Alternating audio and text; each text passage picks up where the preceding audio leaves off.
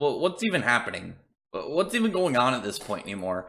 There's been such a fumbling of care put left into this series that it just doesn't fit. Again, this entire last battle of the series, like it doesn't even seem like it should be here. Like there's the art style, the writer's name is on it, the characters are in it, but nothing feels like it actually fits into the story. The closest I can compare like a lot of this to is there's a guy who is a fan of Bleach, and he ended up actually writing a novel for it, and he ended up, because he was a fan of Kenpachi's Araki, he made him way more OP than he actually is. Like, he made it so, like, any of the final boss characters of the series, he could have just, like, one-shot. I remember it was, like, Ichibe of the Zero Squad, he, in base, was way stronger than, which is ridiculous. But that's what I feel about this. I've mentioned it before, it just feels like a fan fiction. I don't know what Nakaba's doing. We had already a designation and setup for Escanor. We already know how his power works. During the night, he's the weakest. During the day, up until noon, he's the strongest of the Sins. And his, like, base... not his base version, because obviously the base version is a real skinny, small one. But, like, the normal, kind of just standard Sunshine buffed one, his power level was, what, like, somewhere around between, like, 55 to 60,000? And... now he's stopped the Demon King's sword with one hand, and he's not even in the one form. So it's just... it's ridiculous. Like I mentioned, it feels like somebody wrote it, and it's like, well, what am I going to make Escanor do? Well, I'm a big fan of Escanor. I'll just make Escanor way more OP. I don't care. He's really cool. I like him. And I really like Escanor, too. He's my favorite member of the Sins, and it doesn't weaken his character at all. Like, this doesn't hurt him as who he is. It just weakens the consistency of the series. Like, he should not be able to do this. He doesn't even have a wound on his hand where he stopped the Demon King's sword. How? How does that in any way add up for any sense? Like, there's not even a slight scratch. And I just imagine the second he goes to the one, he's gonna rip the dude apart. He better have another form. Like, I know he's been busting out, like, higher transformations every little bit, but he has to have something further. There's no way that this is going to be his peak. He has to be more powerful. He has to have, like, a full-on, like, just go Endura. Go Endura. Become a mindless monster. And, go crazy. Make it so the Sins actually have to do anything against you.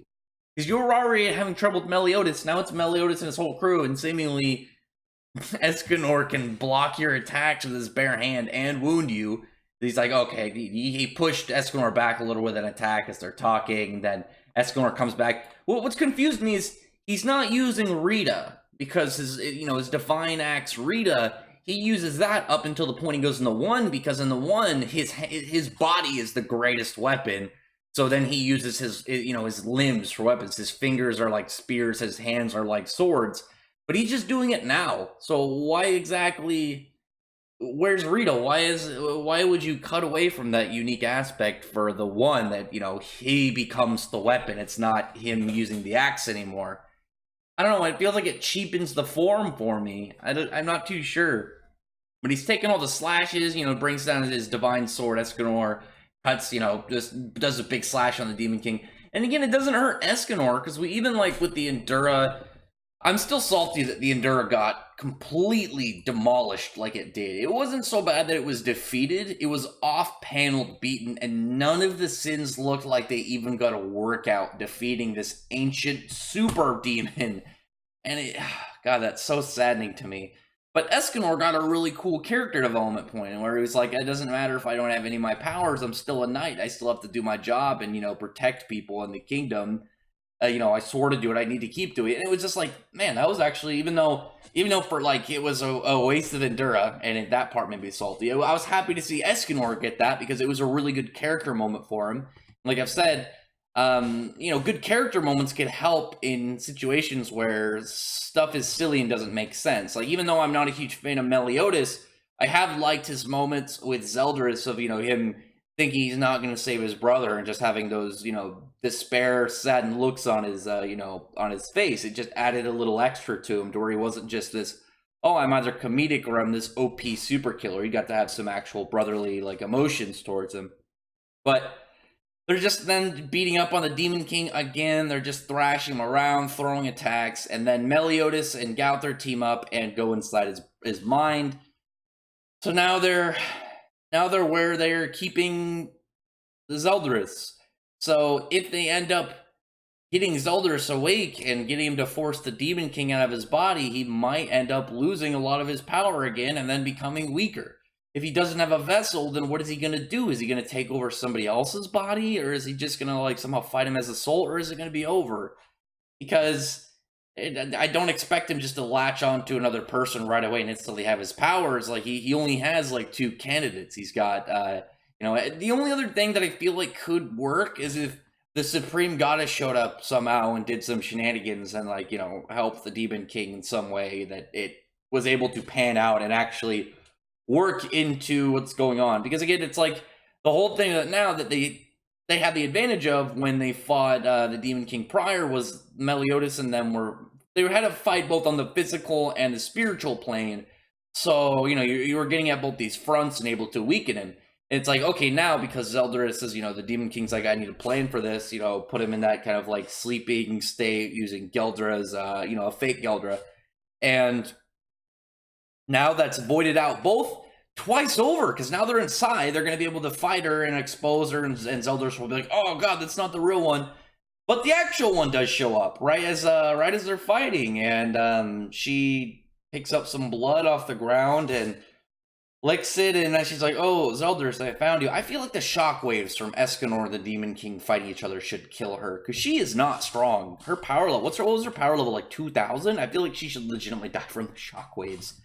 But it's so discerning when you're at this point in the series and you almost want it just to end, to put it out of its misery, because like again I've been following it for so long and I got so annoyed with how it was going for a while that turned around, and then it happened again, and I'm starting to see the fans really turn away from it. And it's not like, oh, I don't like where this is going. It's more of it's a mess right now. It's a mess because a lot of the series, depending on what happens with the authors, whether it's like health reasons, they wanted the series to end, maybe they have other plans, who knows what, a series can get rushed and maybe not feel too right at the end. Fans may or may not be a little bit upset about it, but you might still get that ending you hope for. This again, it feels so out of place. It just feels entirely like you're not reading the same manga anymore. You're not following the same story almost. Like you got a villain out of not really nowhere, but he just kind of pops up and he's like, hey, I'm going to be the final villain. Now, I know I had some stature in the series, but I was never really built up. I never really had too much to my character. I was kind of just an evil dick.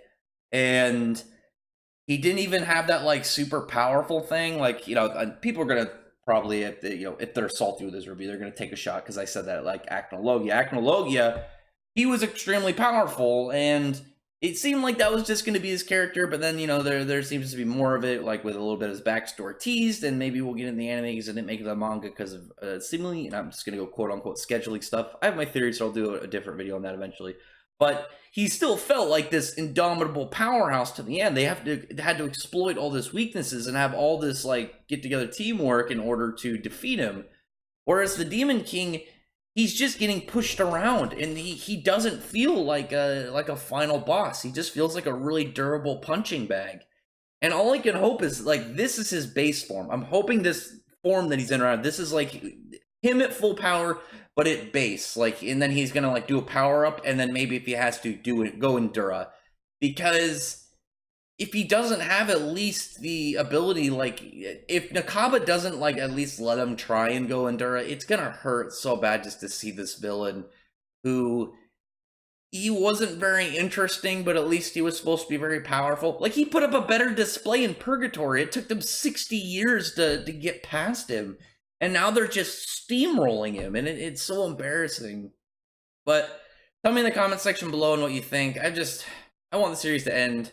Maybe get a spinoff or a continuation where it's, we could start over or something. But other than that, tell me in the comments.